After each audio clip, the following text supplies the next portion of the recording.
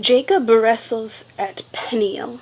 Also, side note, I've got 7 minutes to film and upload before I have to leave, and this video was due sometime yesterday. So, that's cool.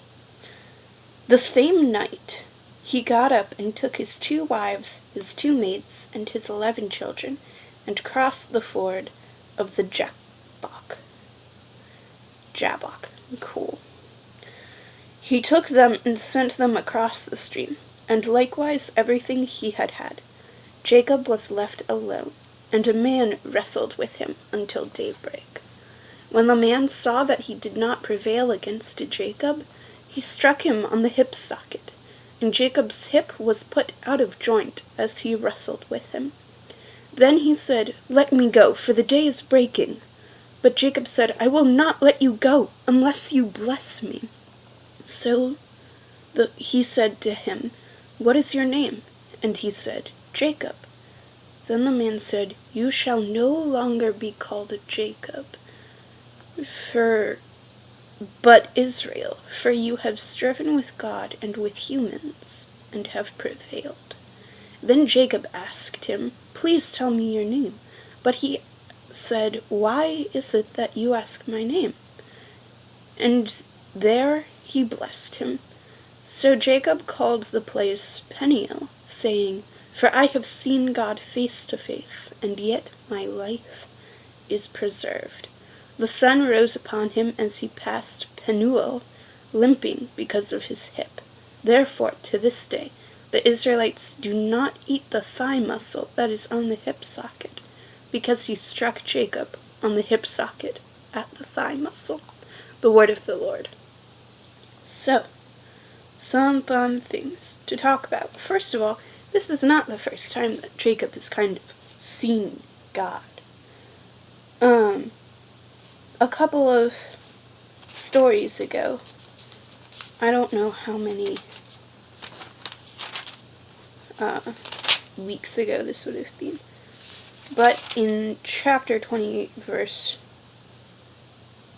12, Jacob has his dream of the ladder with all the angels going up and down, and he sees God there. But this is like an actual, real, concrete interaction, altercation. I fought you, I'ma dislocate your hip. Second thing to notice is that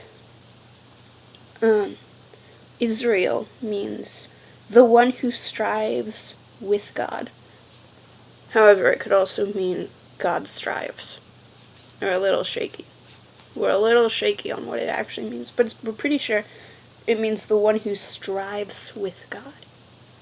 So, like, the entire country of Israel is named the one who strives with God.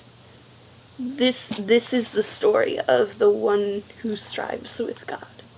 The Old Testament is, and then the church is, like, kind of Israel, too.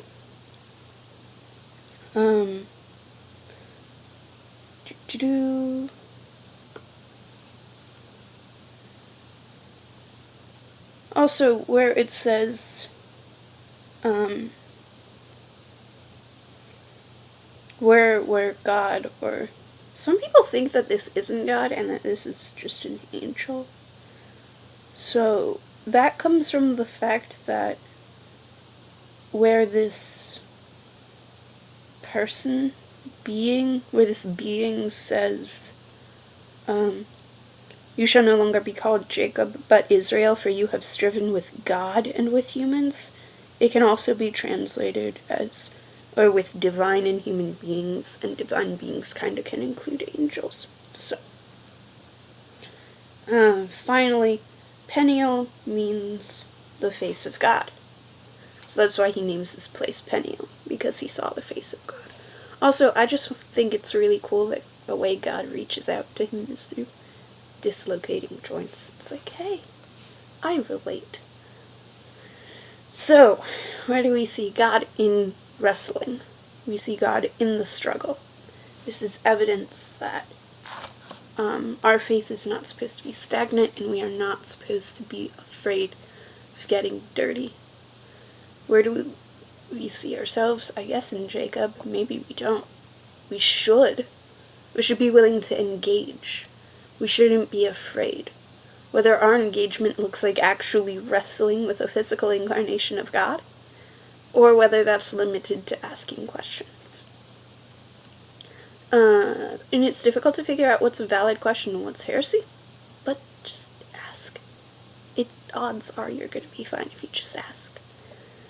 And where do we go from here? Be bold, be courageous. Strive with God. Thank you for tolerating this unedited video. You see how much less professional I am. Still know the same amount of stuff, just don't look like it. And I hope you have a great day.